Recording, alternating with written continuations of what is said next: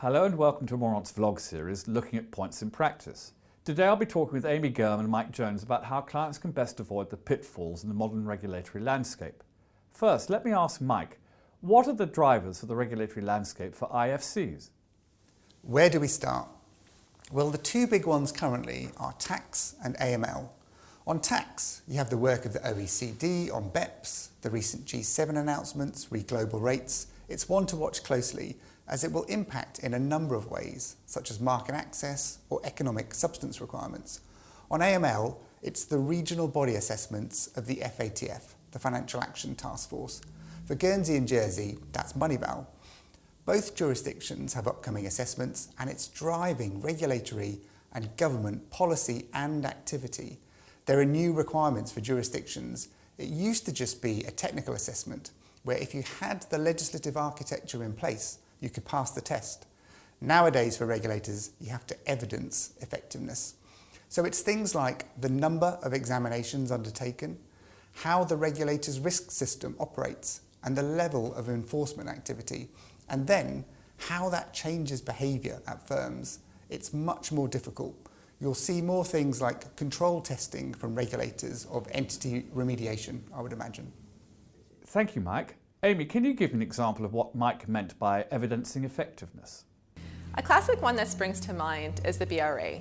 Some of the questions you should ask yourself are, does your overall risk framework capture everything it should? Is it up to date and accurate? Do you have a process in place to update it on the back of events such as a national risk assessment? But most importantly, are you evidencing board debate? Is there a healthy discussion taking place, and is it being evidenced? Finally, you need to ensure you have evidence of board approval. Thank you, Amy. Mike, can you tell me about Mourant Consulting and what it offers clients? We are a global specialist consulting business, advising regulated entities, but also governments and regulators too.